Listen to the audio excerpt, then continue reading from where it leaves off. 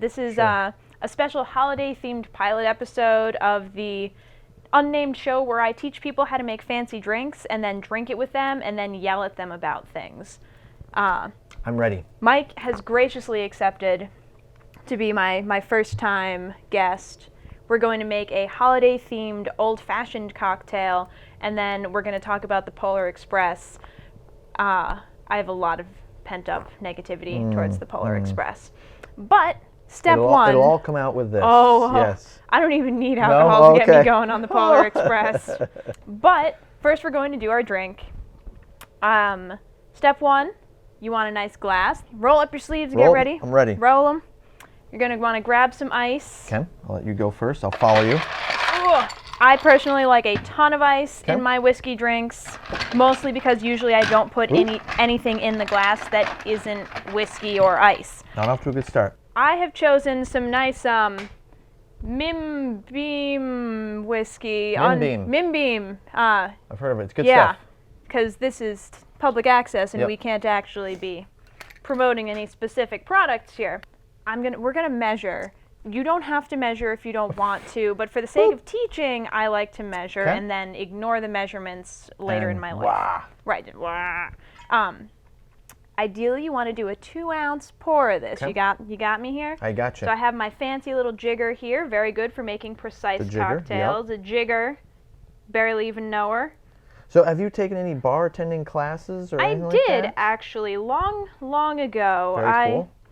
I was actually valedictorian. If we're Ooh. going to shame me publicly for this, which is mostly just funny to me because I've never actually worked as a bartender, other than kind of a few drinks here and there when I was a sushi waitress. Oh.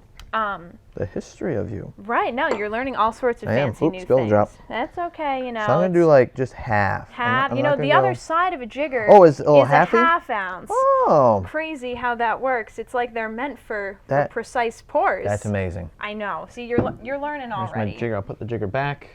Jigger back. Jigger Have back. This nice bar towel here so that we don't get stickies all over the table. It's important. Very important. So, I'm going to put this under the table and save it for later. I really like cranberries. Okay. I'm going to put a solid few in here. All right. Ooh, look at him. You can all take right. some. Sure. I will take. We're going to squish the crap out of these. Oh, how fun. Now, some would argue I've done this in the wrong order. There's 2 left. You want to split them? Oh, yeah. Hook me up. There you go. Some would argue I've done this in the wrong order because I should have muddled the cranberries first, but I don't like to squish things Okay. without knowing that the juices are going into more liquid and not splashing in my eye holes. Personal preference. If you're being Sting, yeah, right, if you're being technical, you could do this first. Gotcha. Now you want to take a bit of orange, Okay. throw that in there as well. Okay. If you like extra orange to kind of mask the taste of whiskey, I know you're not a huge whiskey fan. Yep. You can put 2 in. We'll but- see how this goes. And so then you're going to take your fancy bar spoon with a muddler on the back so you can squish things, right? Yep. You're going to go down in here. See, I've put too much whiskey in here. And you're going to muddle the crap out of everything. You want to make sure you're smushing your orange peel, you're smushing your cranberries, so that everything gets nice and interpolated. Okay. Good word, interpolated. Interpolated. Interpolated. I'll have a definition across the bottom Yep. of the screen. There will be a test later. Oh, you're doing a good job. I see it Oh becoming yeah, red, no, see, mixing. this is why Yep, this is nice. why I do it with the liquids, so that you can really like get it all good and in there. Nice, nice. Now, while you're doing Ooh, that, yeah. I'm gonna put a bunch of bitters Okay. into mine. Traditionally, you would put a dash in. I like many dashes because I'm a sick but that's okay. I would only put maybe a few in yours. Just a few dashes? Just a few, to really just kind of bring out the pain of the whiskey. And we're not doing anything to the orange. That's just there for show? No, squish That's- the crap oh, out squish of it. it? Okay, Squish- okay. So here's some education while Mike's working on this. When you've got citrus in your alcohol, there's all these awesome flavor oils that are in the peel, right? So if you're actually muddling, like in a traditional old-fashioned or one of these, you want to smash the crap out of yep. it to release the oils and have that get into your drink. You get a little bit of the juice, but the real star is actually the oils. Lovely. And see, you have the nice cranberry color. You did do. a better job muddling than I did. That's See, very- you've got a future in this. Well, hey, and I've just a dash of these. Couple drops. Sometimes they shoot out sideways, so you want to be Ooh. careful. It gets a little 2, excited. 3, 4. Lovely, Okay, lovely. that's good. Here, I made up some cinnamon brown sugar simple syrup this Ooh. morning. Pour in as much That as smells you very good. like. Okay. I'm just going to put a little dash in. Mike might want a little more Okay. because, I don't know. I'm. you know, he's not Oh, a I huge... should. Excuse my reach. I'm gonna get a spoon Oh, here right. to I'm stir. sorry. Here. I've That's been all right. snubbing you on the spoon No. completely. I'm gonna say, wait. This needs to be mixed. Yep. There we go. And then our last step here, it's really just for garnish, not for flavor, because that's why it's in the simple syrup. But you throw a nice little Ooh, cinnamon yes. stick in so people Ooh. think you're fancy. This is the key to bartending. Fancy. You can be a completely crap bartender and just make a lovely presentation, and people are going to pretend like your drinks are really great because they're so like honored to have a beautiful beverage. Here, just for for purposes. Oh, here. are you gramming this? I will take a picture. Yours for that. is so much nicer than mine. I don't Yeah. even understand how that happened. Cheers. Cheers. Cheers. Let's taste this.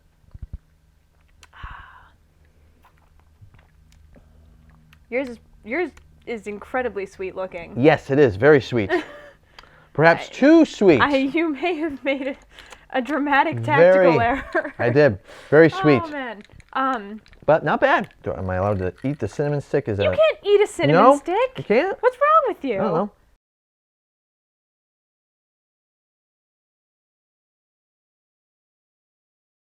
So I neglected to mention this while we were making the drinks, but as a person who's trying to convince viewers at home that I know anything about bartending, I feel obligated to inform you that in an old-fashioned, traditionally, you would put a tiny splash of club soda on top. Okay.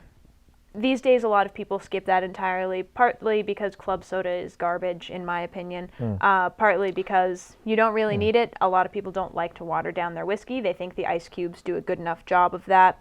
Doesn't feel like it would blend in with this whole recipe. Well, right, especially in these, which are holiday themed, I feel like it's kind of not entirely appropriate. You could do it if you want, if you like a little sparkle in your... Sparkle in your step? Right, but I don't like sparkle in my step. I'm not about the sparkle Yeah, life. I probably am, but Yeah. I've already sweetened this thing to the nth Right, degree. you've basically Woo! created like elf nog over there. I can't even fathom how... We stick to the 4 main food groups. Syrup, candy canes, candy corns. Candy corn, that's my favorite vegetable, actually. Me too. So speaking of elves, the Polar Express. I took it upon myself to rewatch this film last night just to prepare for having you on. Right. And I got to tell you, it was so much worse than I remembered, to be perfectly frank. Step 1, confession to everyone at home, I hate Tom Hanks. I can't even tell you why. It's his nose, it's his voice, it's the shape of his head.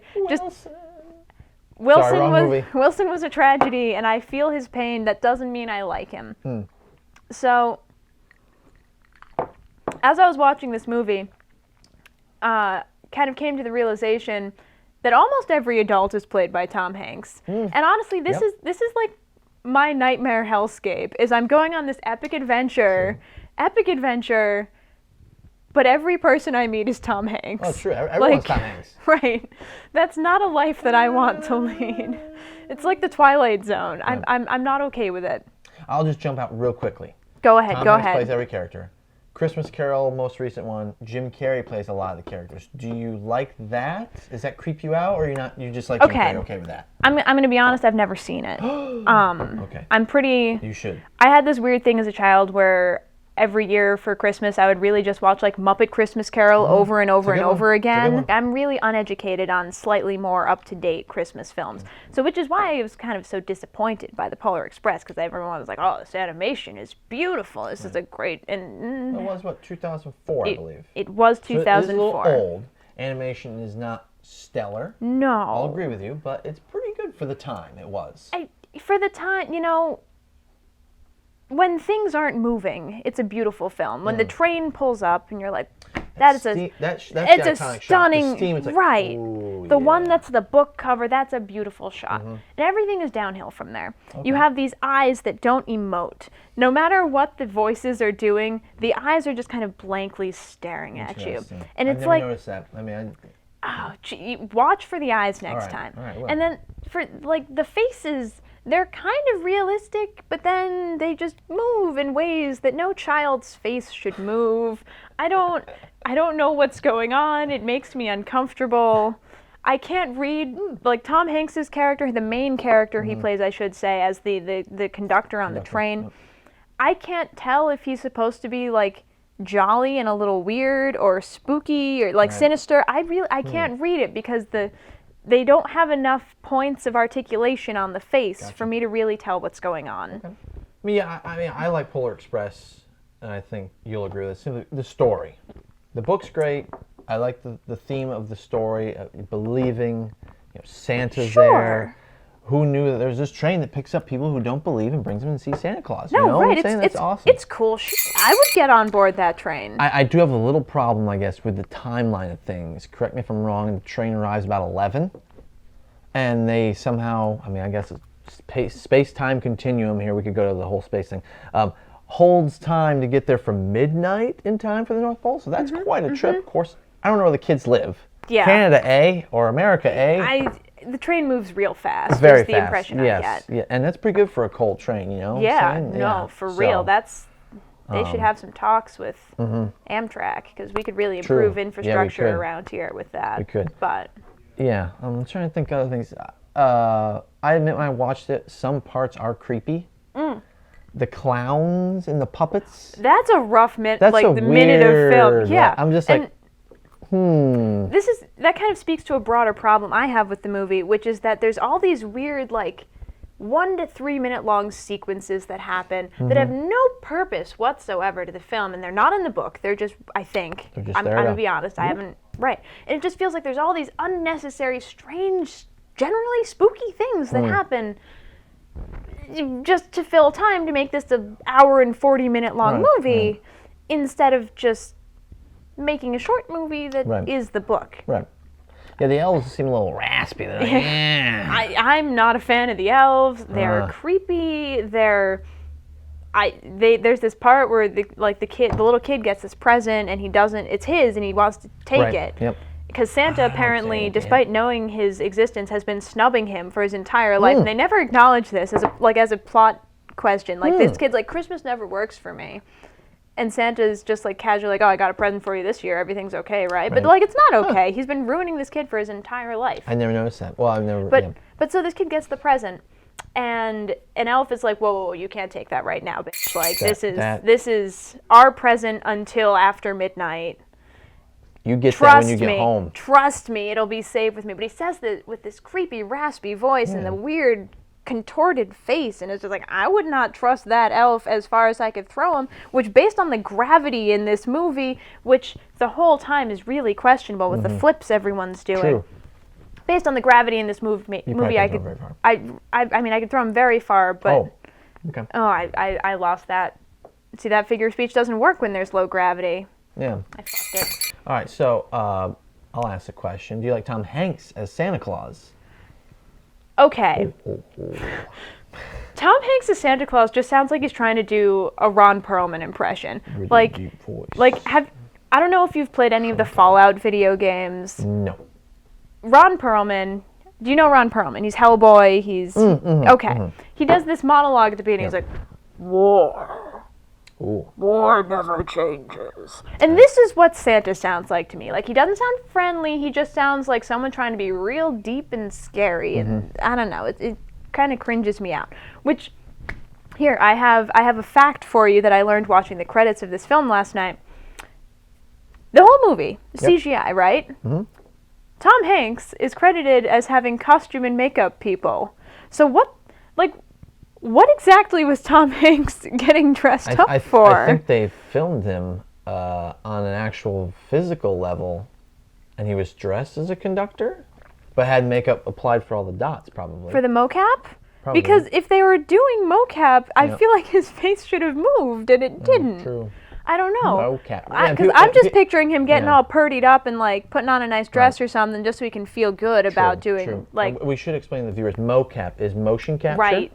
So for those who aren't familiar with that, obviously more movies recently, if you see them animated, such as the Jim Carrey one or whatever, they put dots all over the actor's face and now like cameras in their face. Yeah, it's crazy. So they capture a 3D realistic of really motion cool of the stuff, face. actually. Lord of the Rings used it a ton with for the Gollum. guy who played. So let's take it from the beginning. It's this nice story of you hear Tom Hanks, and he's obviously That's the one kid. strike already. He's One obviously the strike kid. already. On a Christmas Eve long ago, I was in bed, so he plays the kid. He also plays the conductor. Right.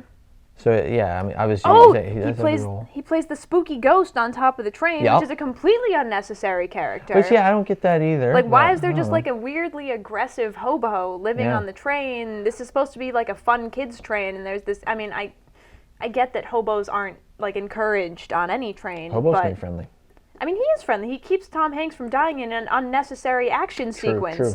But like, Yeah, why- I'm a little. It's also a little weird of when they're speeding up and down that hill.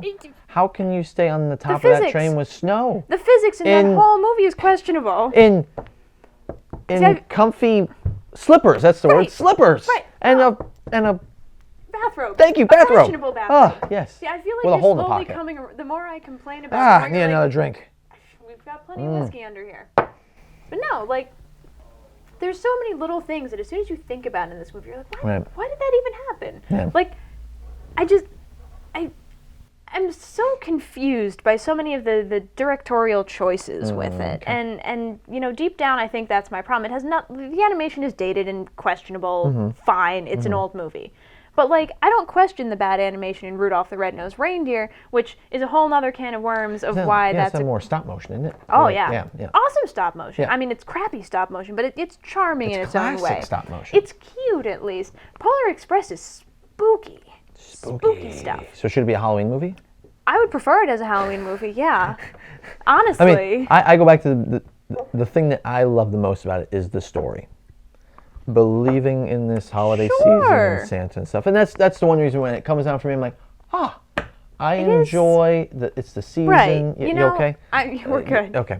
It's the season, and it's a feel-good movie about, some parts are weird and don't make sense, but it's Those are the that parts whole where you just get up believing. and go to the bathroom, which unfortunately means like 3/4 of the movie you're spending in the bathroom. I mean, but that's fine. I'll admit it came on. I think Tuesday night. I told you it came on Freeform. I was like, "Don't forget, Beck, watch this movie. Watch this movie." I forgot. I watched, and I was like, "Yes, I am so ready." I think I fell asleep about 45 minutes in. No, right. I was just like, "Oh, poo." I woke up going, "Yes, just in time to see Santa," and I fell asleep again. Yeah, So I no, was- and the thing is, it's this big adventure, and all these crazy action sequences for no reason happen, and it feels like it's building to something really epic, and it's really just building to like this kid chilling with creepy Ron Perlman, Tom Hanks for like 2 minutes, being like, "Oh, kid, you want a bell? You get to pick the first present. Right, have a fucking bell, kid." Like I don't know. It just feels like for all of this like magic that they're building up, the actual like climactic moment of the movie is kind of like, why did this? This is it. Like This is it. Yeah, this is it. that's true. 'Cause Okay. correct me if I'm wrong. When the bells come out, he doesn't hear them He doesn't at because first. he's not a believer. Right, and Right. and this is another complaint I have. See, I have so infinitely many complaints. I'm just gonna keep drawing the complaints out of Beck. No, Here we go. they're just built up from like toe to head, like so many complaints. Is that like this kid at the beginning of the movie? They're setting him up to be a little because he's like, "Oh look, mall Santa. Santa's not real." Right. Oh. He goes past a store window that has an animatronic display with like elves and Santa, and the Santa has a gear in his back because it's an animatronic Santa. Right. And the kid makes like a disapproving face, like, "Santa's not real." Like, of course Santa's not real in the storefront display. Do you expect real Santa to just fucking teleport across the entire planet whenever kids decide they want to look at a Santa? No! Santa's got shit to do. He's not just gonna like be at the mall. Like, obviously there are fake Santas. That doesn't mean that Santa isn't real and isn't giving presents out in real life. True. He's got to have And- little helpers that Right. go all over the world doing So this spirit Right. of the season. Spirit of giving. Yes. So like this kid's just being he's being an irrational shit kind of. And like, I have to put the bleeps on this show. oh, here, man. Woo. I have plans for the bleep. But right, so like this kid's an asshole. And literally he goes on this crazy adventure. He meets a ghost. He meets all this weird Cool kids. cool kids, except for that one that's played by like Mandark from Dexter's Lab, who's kind of a little Yeah, he is a little bit of an annoying little guy. yeah, isn't like, he? oh, I know everything and I Yeah. want every present. Like, fuck off. I know the train. I know everything. Right, like, whatever. No one thinks you're cool here, kid. But, so, like, this kid, he goes on this crazy, wacky adventure. Ah, yeah. Like, Whew. they, all this physically impossible shit happens, all this cool thing, like, all this stuff. And he gets to the North Pole, and they, spoilers, I guess, for people who haven't seen this movie and think the If you plot haven't seen it matters. in the Yeah, last 13 probably years, should have then you probably should have should have seen it warned already. people Yeah. before I went on all these rants. Like, they're supposed to be at the like in the town square, but their train car gets like disconnected, and they go into true. the middle of this like Toy. hellhole of toy production. Yep. It kind of feels I like haven't, you're but- in this weird like steampunk spooky adventure, and like there's all these skipping records, and I don't know why the records are skipping with the Christmas music other than to be spooky. Like there's no I have one of the big problems in this movie I have is like the whole Chekhov's gun thing, where like they'll point out a really noticeable weird thing about the world, like the skipping record. And normally when you point out something like a skipping record, there's a reason for it, but in Polar Express it's just like, it's just a spooky skipping That's record. just weird, man. It's just weird because we're in the North Pole. So like whatever, fine. But so they go through all this crazy shit, and they see how all the toys are made and labeled for the kids that they're going to, and like obviously you're like, wow, this toy game is pretty legit. Like this is some serious shit up here at the North Pole. And the kid still doesn't hear the bells. Like, he's been through this crazy stuff all fucking night. Right. And he's just like, I don't hear it. No, I'm just an asshole over here. So, like... It's true. Now that you think, when you say it like that, perhaps he should have definitely heard the bells, because I think as soon as a train just appeared on my street and I climbed on, I think I'd be like, wow, this could be something here. Right, no, like, that's the thing. In the first 3 minutes of the movie, if I was this kid, I would be like... I'm a believer! Right, I'd be like, well, you got me. I thought I was being I'm a believer! I thought I was being all cool and anti-establishment, but I'll just look. go back inside and wait for my presents. I'm Right, a believer. like, no cool. need to go on this trip. Right, but magic train shows up, Yeah. I guess you got me. But my hatred of the Polar Express in no way represents my feelings on Christmas as a whole. I just want to make that really She's not clear. Scrooge. She's not Right, Scrooge. I want to make that really clear for the watching audience, is that I'm not an asshole. Like, I mean, okay, I might be, but not about Christmas. It's perhaps because I take Christmas so surprisingly seriously in terms of Christmas cheer that I don't like the Polar Express. Like, I feel it doesn't capture the mood right. You know, I want my Christmas to be magical and wacky and fun and sparkly and jolly and just amazing in every way. Woohoo! And the Polar Express kind of like harshes my mellow really badly with that. And I think the only magical thing about it is honestly when it's over, and then you hear Josh Groban's like dulcet tones telling me to just believe, and I'm like, you know what? We could have skipped the whole movie and just made it like a 3-minute music video of Josh Groban telling me to just believe.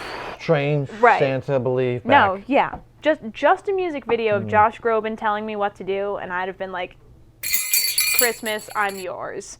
But like, that's not what happened. I don't know. Those are my thoughts on the Polar Express. Do you feel like you've gotten a lot of ranting out? You've good? This was cathartic, to be was honest. good? This was good. Okay. But thank you for the drink lesson. Okay, so hold on. I'm gonna pretend like I'm taking this show seriously. Okay. Just to recap for all you kids at home, holiday old fashioned, 2 ounces of whiskey. You can do rye, you can do bourbon, you can do whatever the fuck you want. I don't care. Little bit of sugar in the bottom, muddled with some orange and some cranberry. I made a fancy simple syrup. You don't have to. It's the holidays. Do whatever makes you happy. Self-care is important. Did I say orange already? Nope. Perfect. Orange, garnish with a cinnamon stick. You can put a splash of club soda on top if you really want. You can preferably not put a splash of club soda on top because... Well, for the squish, right? Get a squish. Thank you. Do the squish, do the thing. Make it real nice and purty for your family. We're gonna call it a wrap here.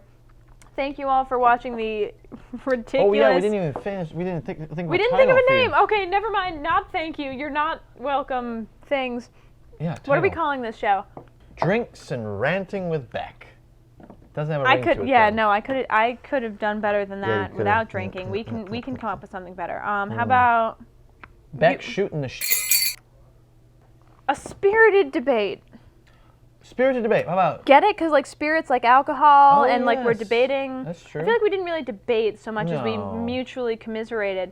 Like you say you like the Polar Express, but like most of the things you said were largely questioning. So I think deep down your gut knows what the right feeling on this movie I is. like the Polar Express. You don't.